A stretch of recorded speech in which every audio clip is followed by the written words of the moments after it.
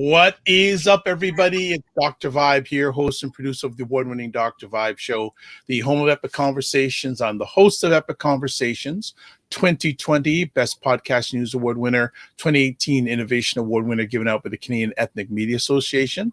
I also host the only program online in the world that is for dads and fathers. It's sponsored by Dove Men Care. It's also co-sponsored by Dad Central, Canada's national fatherhood organization. I'm also the board chair of the Global Food and Drink Initiative, which is a multimedia not-for-profit that showcases Blacks in the diaspora that are doing their thing in food, drink, and travel. And I'm joined with media star, business star, Ryan Knight. What's going on? Only a media star because of you, sir. Well, I enjoy every time we get to be online together. I feel like I am a co-host with a superstar, actual in the flesh, and he keeps trying to put it on me. He's like, he's hiding behind his. Listen, I have no words, so I am blessed to be. Oh, hold on. You. Oh, media. I don't have media awards. Okay, correct that. Thank you very much. Yes. So for those that don't know me, my name is Ryan Knight, one of the co-founders of the Afro-Caribbean Business Network.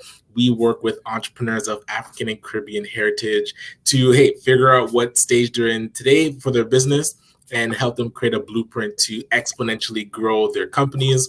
And I'm also a business owner myself, repping Detailing Nights. We do mobile waterless car cleaning. So we'll come to your house or your office, clean your car on the spot.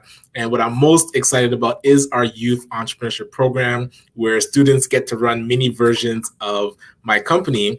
And actually, I'm more and more excited about today. We're doing a diversity job fair and Detailing Nights because we are still hiring. I wanted to see if I can show you what it looks like. Hold on. So I'm going to share my screen. Okay. All right. Let me know if it comes up. All right. So there we go. Wow. They from parentsofblackchildren.org. So check out this website. They built an entire virtual campus. So they do free tutoring for our Black children. So parents, check out this website, parentsofblackchildren.org/campus. You can download it, sign up your children to get tutoring. So the wonderful founders, and one of the founders, Carrie, helped us build a little job fair section of it. And I'm going to see if it can open without crashing my computer at the same time. Now we're seeing all Brian's private stuff. Oh, my God. Okay. So redirect me to Frame. So it's called Frame. Okay. And we'll see if it loads up. But basically, they see how that virtual world that they built. So they built a section, which is kind of like a showroom. So ACBN is in this showroom. All the employers have their own different booths. And then in the booths, people can come talk to the recruiters, drop off their resume, learn more about the different job opportunities. Okay. And so I apologize. I'm not sure how long it's. You know what? We're gonna take it off. And what we'll do is, we can come back to that. Yeah, we can come back to. I want to say, hopefully, the lady that you mentioned or the organization you're collaborating with on this would love to get them on the Morning Vibe if possible. Okay, so Ryan is having some internet difficulties. So Ryan, you may need to log out and log. Absolutely. Or take off your screen share or. Okay, so Ryan's going to log back in. So I'm going to come back in, and you know what? What we're going to do is we're going to get to the special guests we have this morning on the Morning Vibe. I'd like to thank Roger and Camille Dundas of buyblacks.com, because I would know about two of the three ladies that we have this morning if it wasn't for them. A little backstory: a few months ago, I was blessed to do some promos and interviews for the buyblacks.com restaurant week, which showcased Black restaurants right across Canada. And I believe this was the first restaurant I did an interview for, and they were the first restaurant I had food from.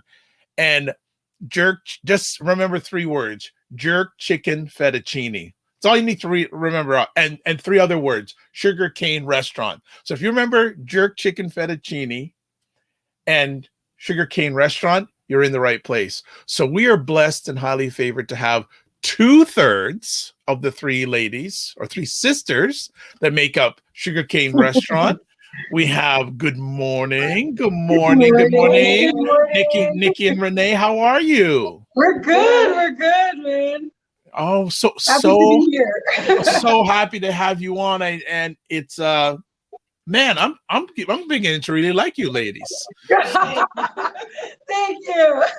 It's fantastic.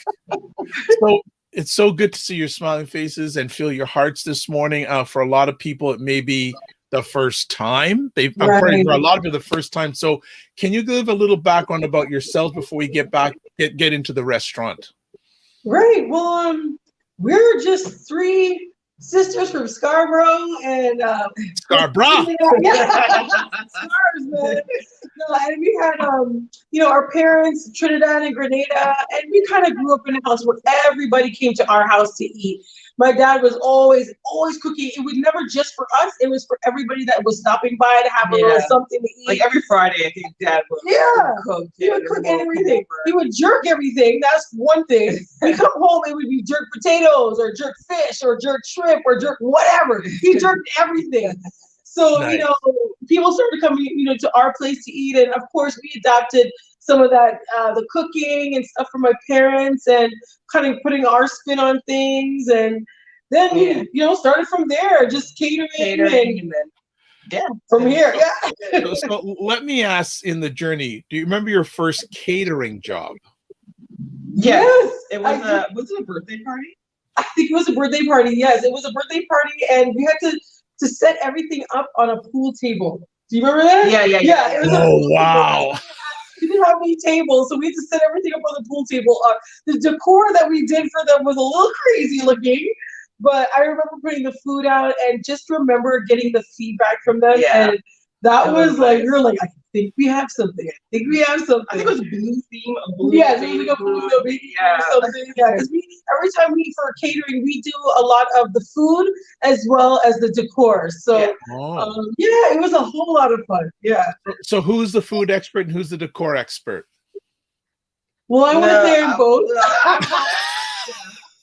Yeah, we're very competitive. So it's always all 3 of us. We're always in our restaurant, all the menus and all of the recipes and dishes that we have there, one of us has done that. So far, mine are on the top sellers. No. So we want to fight here now. We preach love here, not hate. Come on now.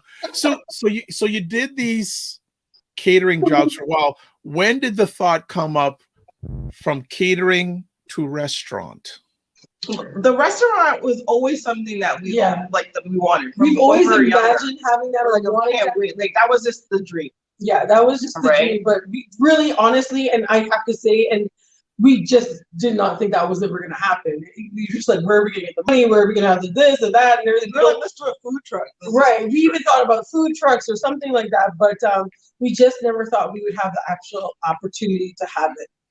But as we got older, we started to think maybe this could be a possibility. Yeah. Okay, I think we did it. I think we've got Ryan back. Hey, Ryan. Hey, Ryan. So sorry about that. No problem. I was listening on my phone though, so I'm like, okay. So you can just jump in. Go on, come on in, because I know them a little bit more than you do. Right. All right.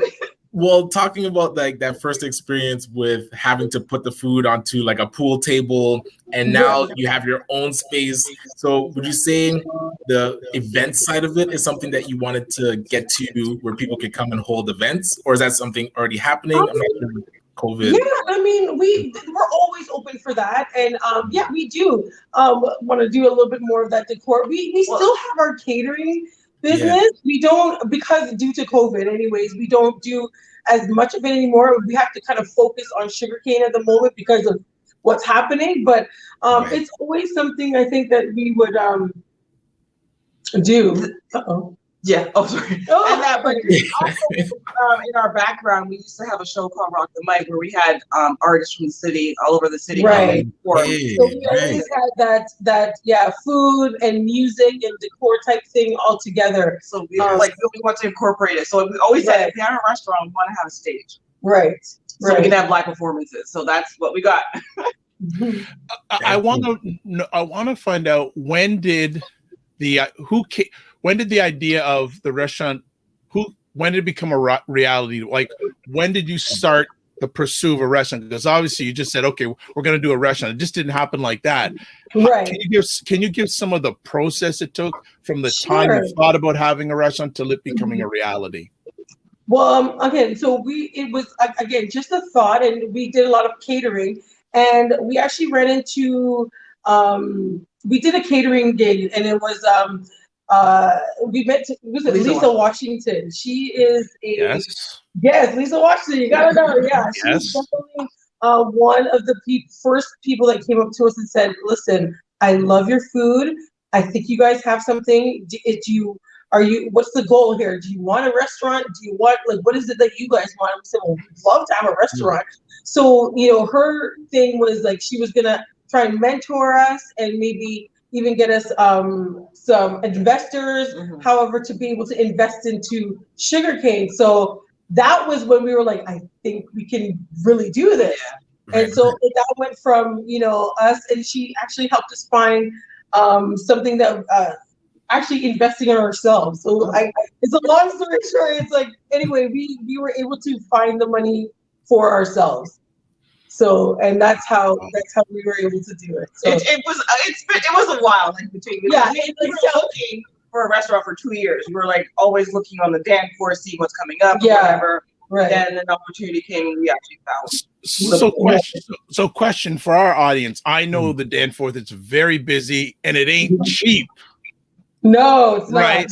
So why? And for those people who are not Torontonians, it's a very trendy and a very busy traffic-wise area. Why the Danforth? Why the Danforth? For those reasons, of course. It's busy. There's a lot of foot traffic. There's a lot of families. There's a lot of people. People know the Danforth for getting food, and we kind of figured, you know what? They know the Danforth for getting Greek food, right? But if we're one little guy, or a Caribbean restaurant in all of these Greek restaurants, we may stand out just a little bit, and that was the goal. Switch it up. Absolutely. And very, very welcoming. Very welcoming. There's another Caribbean restaurant on the strip too, Simone's Caribbean. So we're the only 2 Caribbean restaurants on the strip. Yeah. Yeah. And I was curious around, so you mentioned Lisa Washington kind of sparking the internal potential that you guys had as you were growing, and especially through COVID. What were some of the supports that you were able to tap into to really keep going? And I'm very curious about what Black focused business organizations have been able to support you on the journey up till now. Well, honestly, just at the very beginning, it's been Lisa Washington, and she has other, associates and friends that she was able to hook us up with so that we could realize Okay, can I just interrupt for a second? Everybody, this is what you need to order when you go there, by the way. Oh dear. Right? I just wanted to. What is it? Is it? That's the jerk chicken fettuccine. Fettuccine. Okay, you can continue on. I just need to get my piece in. Go ahead. No, but also, once we were able to get established, we were very low key when we kind of started out. So we kind of did a lot of things without a lot of people knowing. So when we finally got Sugar Kane, that's when we saw a lot of people kind of reaching out and helping, by Blacks, of course. I was able to have Black Foodie was the first people, she was one of the first people to walk in the door and showcase some of our food, and oh my gosh, amazing.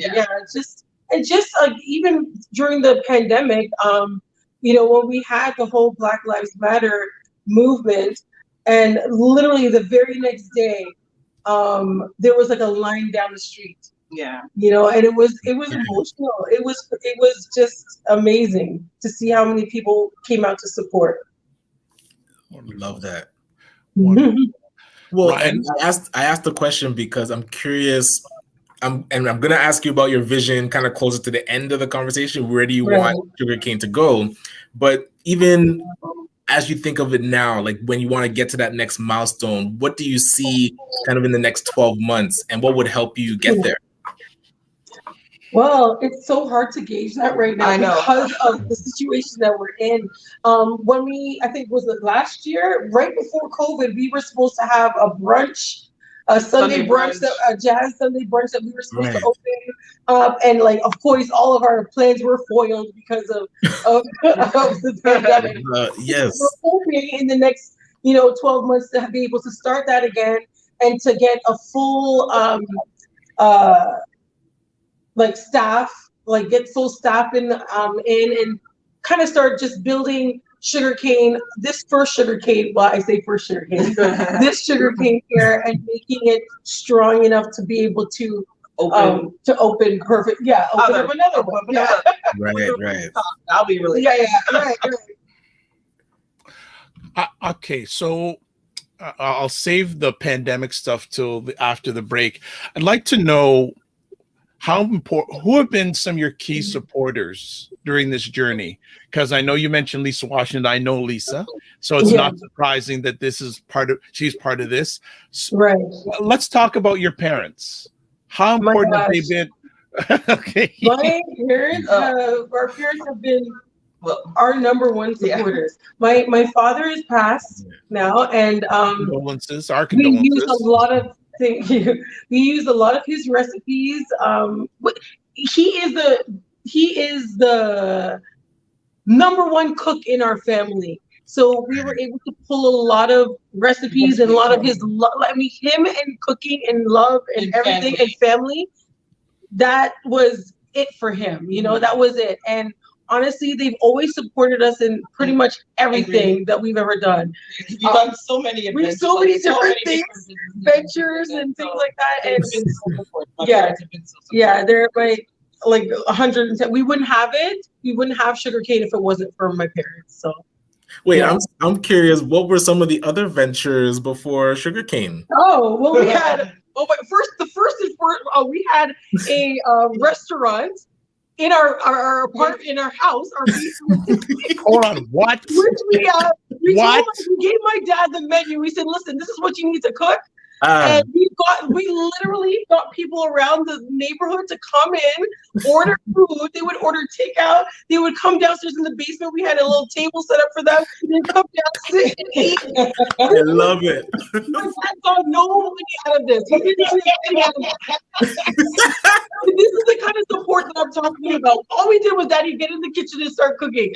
And that's what it was, And honestly, we did that at the beginning. And oh my gosh, that's too good. We also had a show called Rock the Mic as well too that we had for a few years, and that was a really big show. It was we had that for a while. It showcased a lot of just homegrown talent in the city, and we had a lot of like people from Canada's oh my god, I forget some of the shows that they had, but much music. I mean, we had everybody come through. It was awesome. Farley Flex, everybody, So let me ask: are there any pictures of the home restaurant? No. Oh. We have the menu and the flyer. It's called Uncle Ben's Caribbean Kitchen. That was my dad. Wow, you know what you need? You need to laminate it and make put it in your restaurant. Put that in your restaurant. You're right, for sure. Oh, that's so good. That story alone has made today amazing. That's good. That's good stuff. That's good stuff. Okay, so folks, what we're going to do is we're going to take a little bit of a break. See if we can start a home restaurant in the break time. I don't know if it's possible. But when we come back, we're going to get both our friends here to talk about what has life been like during the pandemic as a Black restaurant owner. Right. So catch us back on the other side. It's the Morning Vibe. restaurant on October 1st. We'll be right back.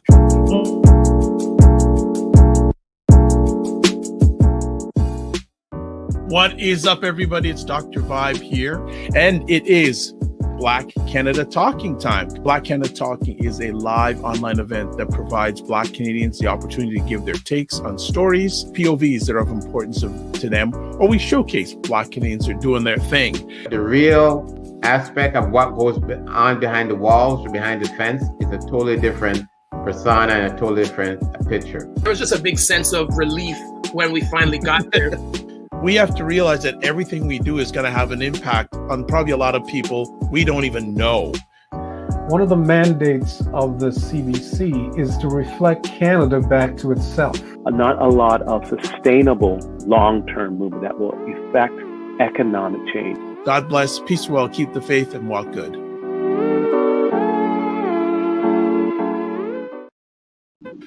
Okay, we are back on the Morning Vibe, October 1st, first day of a new month, folks. And I was reading the other day, at least in the Toronto area, the sun will set before 7 o'clock from now till mid-October.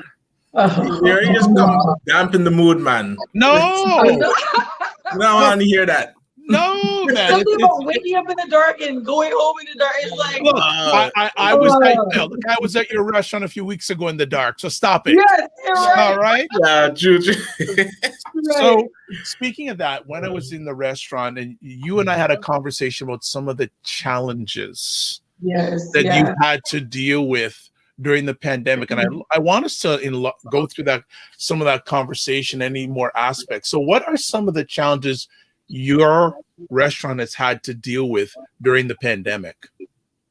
Well, just from the very beginning, of course, everybody was hit with it. They said you had to close, you know. Close dine-in and close dine-in and whatnot. And right off the bat, like, you know, we said, okay, we'll transition to takeout, but we're still brand new. We were only a year in that people didn't even know that we did takeout. Like, people didn't know that we were available for those things. Yeah. So we weren't getting any sales at all. Like, people weren't coming in, they weren't inquiring, nothing. So we literally had to close down because it would just make no sense for us to have staff there and not making anything. So we had to close. We ended up closing for 2 weeks. 2 months. 2 months. Oh my God. Wow. Yeah, 2 months. 2 long months, mind you. And it was a scary time. It was very, very scary. We didn't know if we would even be able to open back. You know, the main thing we did was get onto some of the delivery apps. So we did Uber Eats and DoorDash, Skip the Dishes, whatnot. And then we came back and things started to pick up a little bit, gradually, but a little bit. But then when, like I was saying, during that whole time with everything that was happening in the world, and the Black Lives Movement that happened, and like I said, supporting Black businesses, everything took off with that. And literally the next day that happened, the very next day, I wasn't in the restaurant. My sisters called me. They're like, Nick, they're like, there's a line down the street. Wow. I was like, chefs are running around because we weren't expecting anything like that, right? So the support was amazing, and it's kind of just been taking off ever since we were and ended up being on breakfast television and CP24 and American Express did a commercial with us. And yes, okay. Let's talk about the American Express experience and where that and Young Dundas Square. So talk about that. All right. What? Yes. Okay. They sent us an email and just said, look, you know what? We really want to showcase some businesses and women-driven businesses as well too. Yeah. And we said, of course, like, we're not going to say no to that. And they came in and I think they did a commercial. Renee was like the star of the commercial. She was there, and yes, you know, she did all of that. And next thing you know, they said, okay, well, it's not over. The commercial's there, yes, and they put it online. Next thing you know, they said, okay, and you're also going to be on a billboard. We're like, so we went all the way down to Young Dundas Square. There was a few billboards. I think on the 401 they had another one. And yeah, so of course we had to go down there and take snapshots because never in our lifetime did we think we were going to be on a billboard. So that was amazing. Yeah, so for people who are not Toronto-centric, Yonge Dundas is probably one of the most highly trafficked pedestrian intersections in all of Canada, maybe in North America, especially in Canada. They're trying to turn it into like a Times Square type feel with the billboards. Yeah, so it's Toronto's version of Times Square, and they had a billboard there. Right, and there we were on the billboard. So that was amazing. Yeah. Let me ask. We also had a conversation, Nick, about staffing during this time.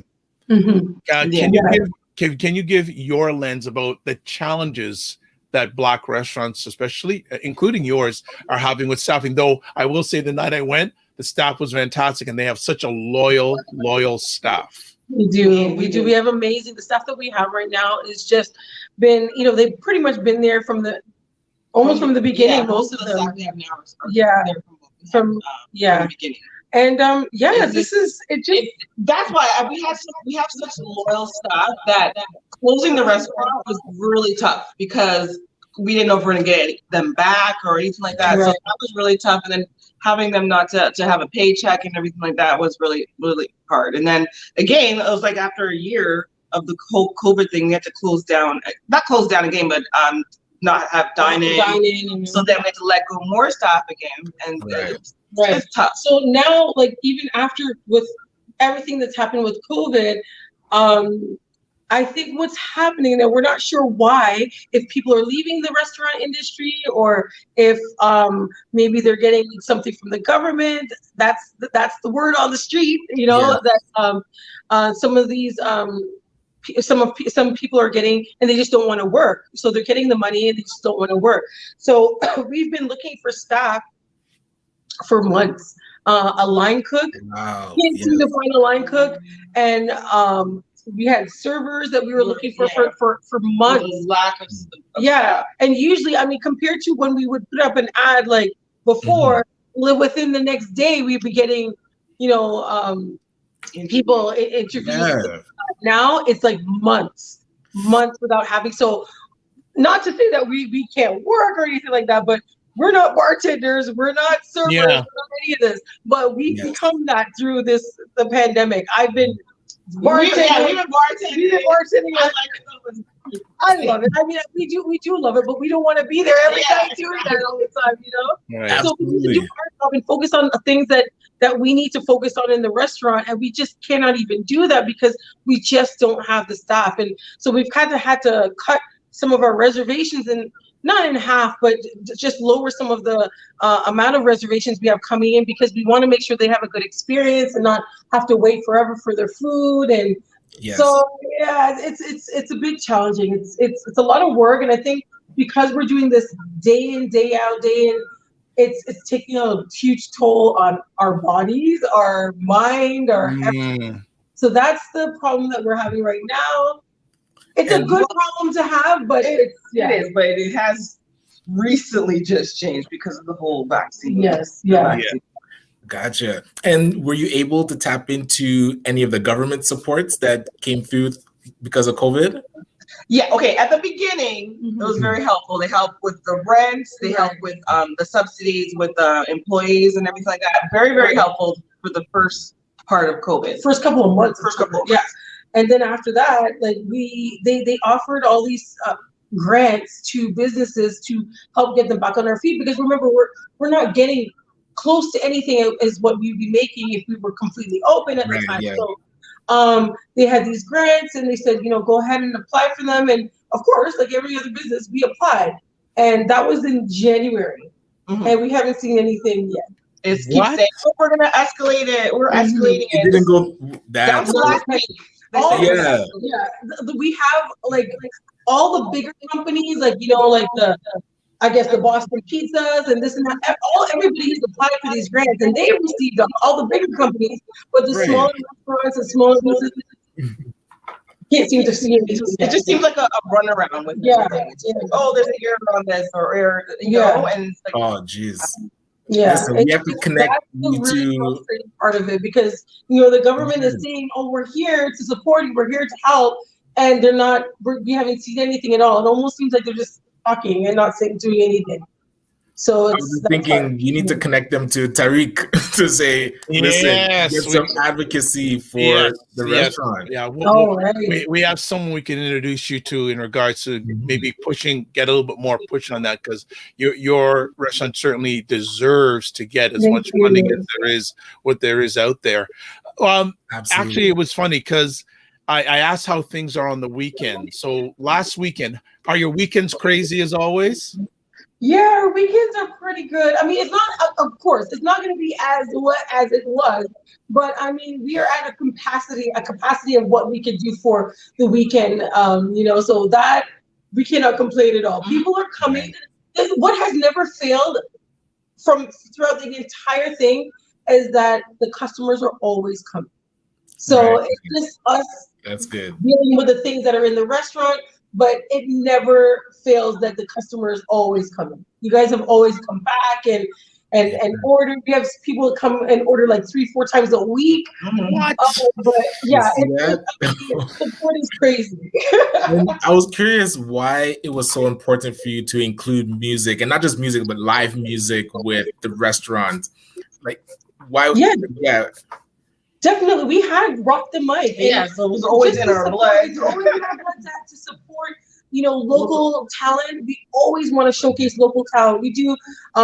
So anytime we have on Saturdays, it's always somebody that's in the city, and we promote them, and they promote us, and everybody. It's a win-win for everybody. Everybody loves. I mean, we have so much amazing talent out here, and not just musical talent, but we also showcase art.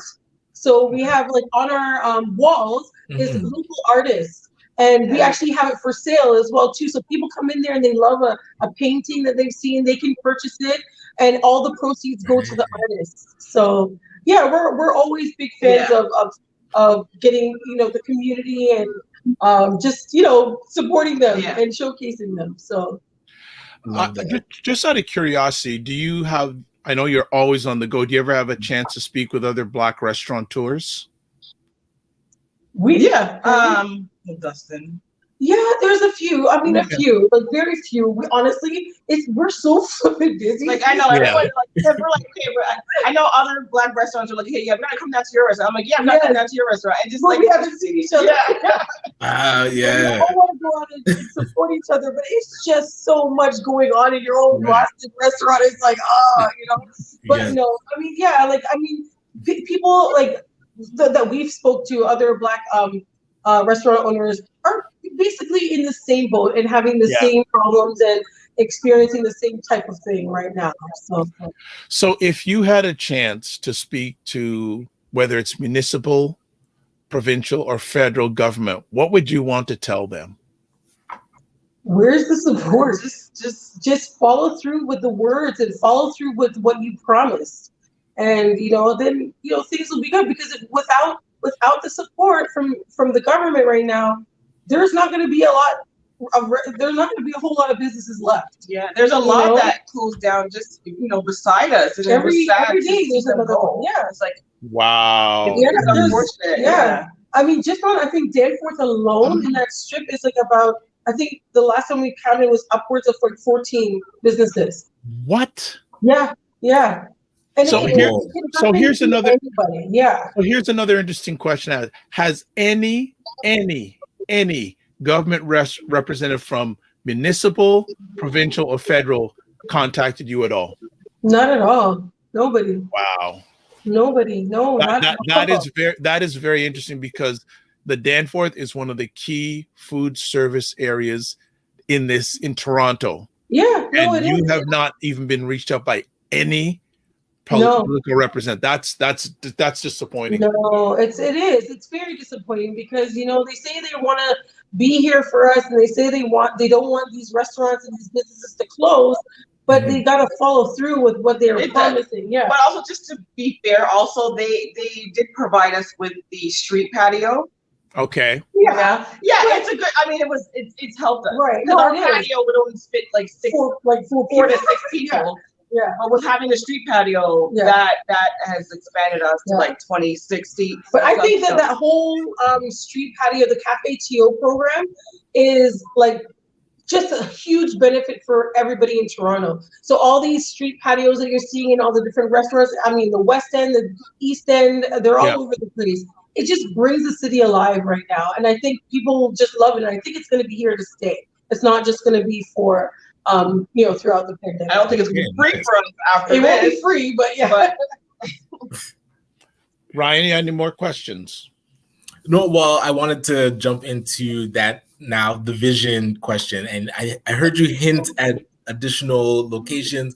So maybe to take us into your mind of where you want like the big vision for Sugar Kane to go, and even some like ideas on locations where it would be like some bucket list locations to you know what he's asking. He says, I don't want to come from Brampton down to the I'll come down there, but hey, if there's one in Brampton, then so I want one in Brampton, so I don't have to come all the way down, Right. No, honestly, people like everyone's always like, come over to Ajax, come over to Brampton, Niagara.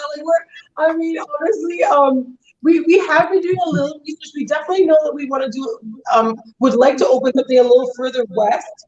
I'm talking about west of the city, not too far west, but honestly, the possibilities are open. Right now, we're still just trying to get through this one location, and it is still a goal to have multiple locations, and we hope that we can, we're to get there. That's still the vision.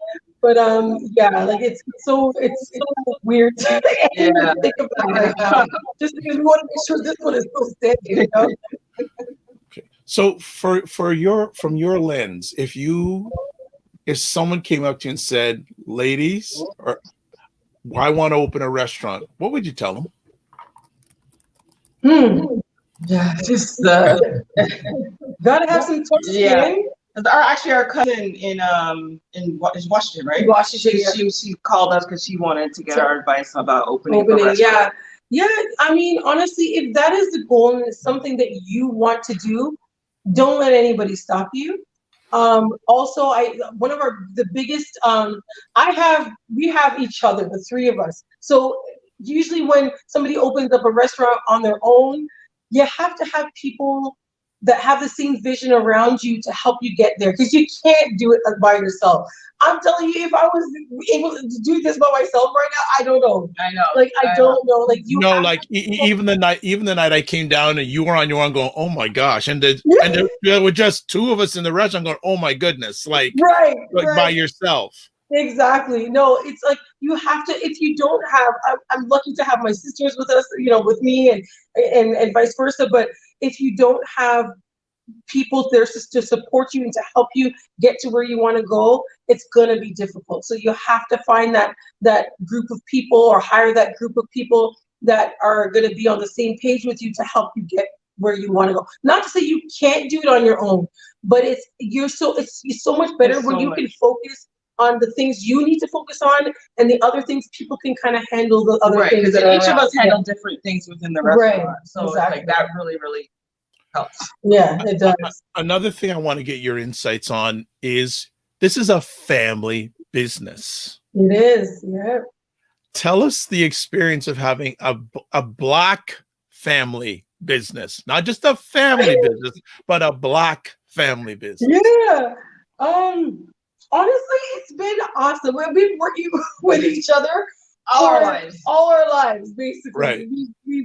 And I think what really kind of helps is that we all kind of are on the same page with things. Sometimes we have difference of opinions. Of course, it's not gonna, you don't have food fights, right? No food fights. No food fights. Okay, right. Not yet. But no, it's like just being on the same page, and all of us have the same love and appreciation for what we want and what we're doing. And I think that's basically it. Like they're my best friends. What can I say? It sounds so corny, but they are. And that's basically what it is. Like no. Well, no, because I know Nikki, I know you're the emotional one. I know that you're the emotional one, right? right? We won't talk about, but something happened on the evening I was there, and I brought her to tears. But we're not in a good way, folks. In a good way. Good tears. Always good. I've never, honestly, trust me, I never hide my feelings about things. Like when I cry, and I'm just like, it's because something has touched me, and we're pretty much all the same. All right, Ryan. Any closing comments or questions? Ryan, like Dr. Vibe was saying, I would love to see Sugar Kane in Brampton. So I'll drop that seed and just let it marinate. Yeah, we'll definitely keep that in mind for sure.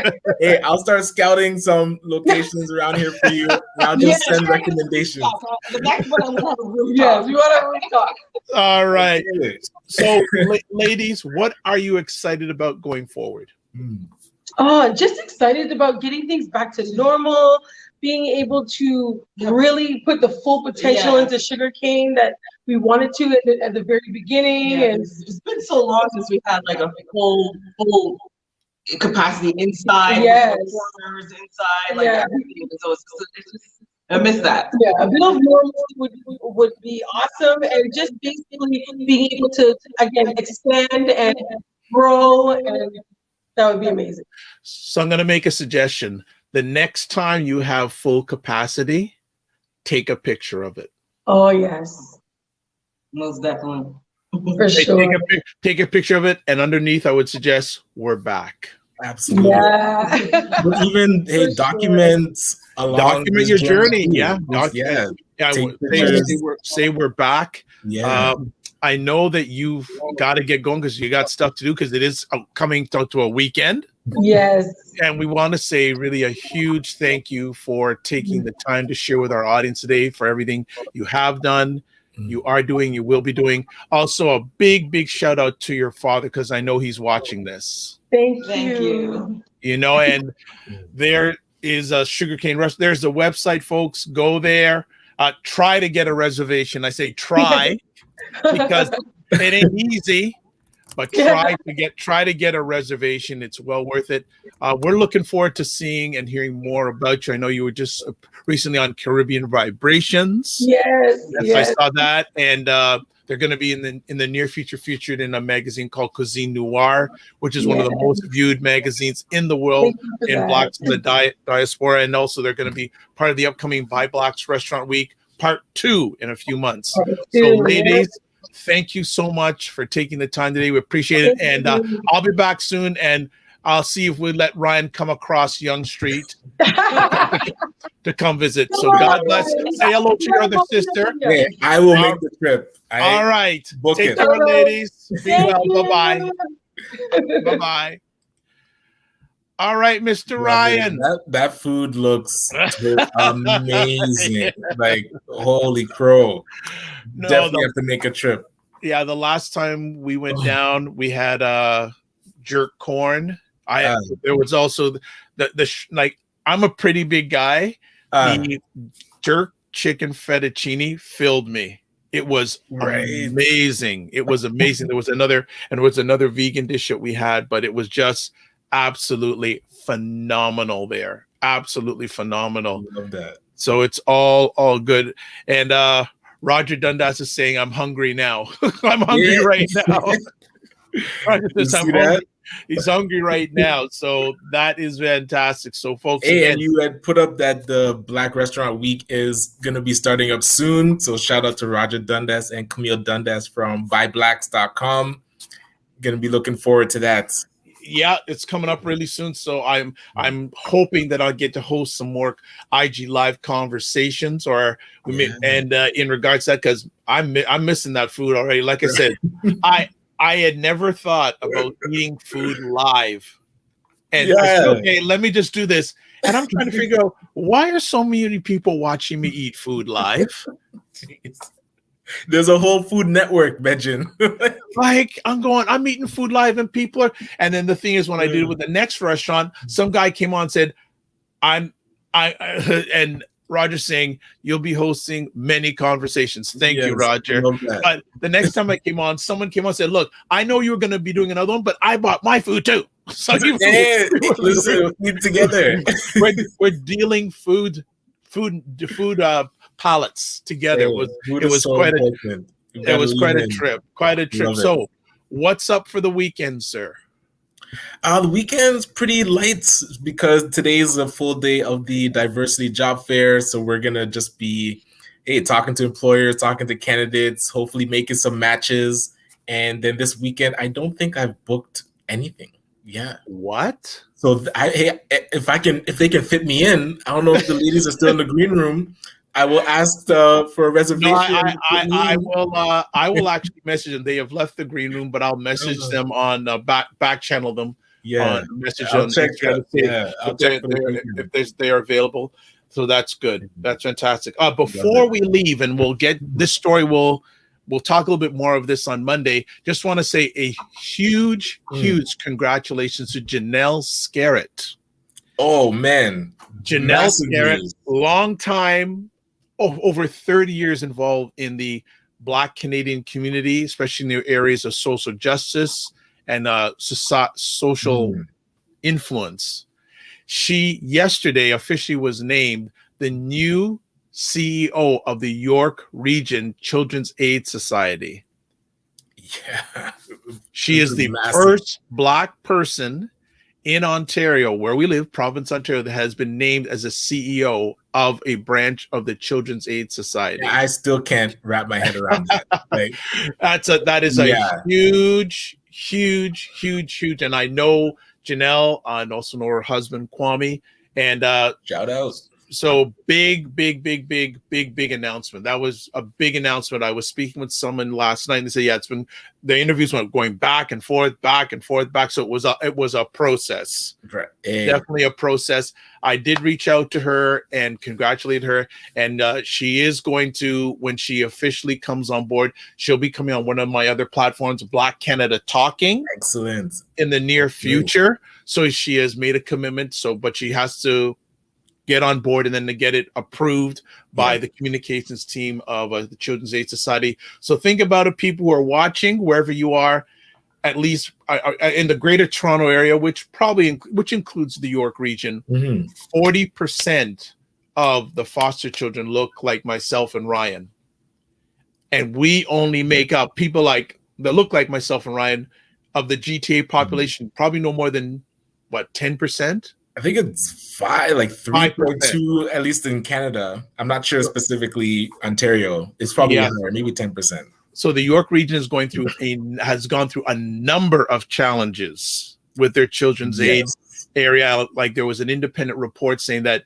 there's a lot of racism, mistreatment of Black individuals in the York region CAS. Do not know what this means for the other CAS organizations in not only the Greater Toronto area, but in Ontario. But this is a potential game changer. So what we have to do, I was speaking with someone last night, we really have to, as a village, support Janelle. Because remember, Black woman in a mainly white-run organization. And not historically white-run. This Dr. Vibe said it, first Black person to lead the organization, even though almost 50% of the children in care are from the Black community. My brain can't process it, but I am sending congrats to Janelle. And again, there's a lot of work to be done. So absolutely, hats off to her. Awesome woman, got the job. So we will be back on Monday. Don't know. I know we'll probably maybe go a little bit deeper into this conversation topic and whatever comes up over the weekend. I'd like to thank everyone who watched live on the replay. You can catch replays, of the Morning Vibe on the Afro Caribbean Business Network Facebook channel, Ryan Oneil's YouTube channel, the Dr. Vibe Facebook channel, and the Dr. Vibe YouTube channel. You can watch us live on all those platforms plus Twitch. So we'll be back on Monday morning, approximately around 9 a.m. I know Ryan has something at the top of the hour, so I'm going to make it really, really, really quick. As always, live your life as a dream. If you can dream it, you can make it. Sometimes you have to get small to get stronger. Block assumptions, then aim bigger, aim better, aim higher, aim wider. Love, faith, and respect. Remember to give yourself grace. Thank you to Roger Dundas, who caught us live, and anyone else who caught this live on the replay. Please feel free to reach out to us if you have any suggested guests or suggested topics you'd like us to chop it up about. And again, huge thanks for the ladies at Sugar Kane to keep on doing what they're doing. Be well, keep the faith, and have a blessed weekend.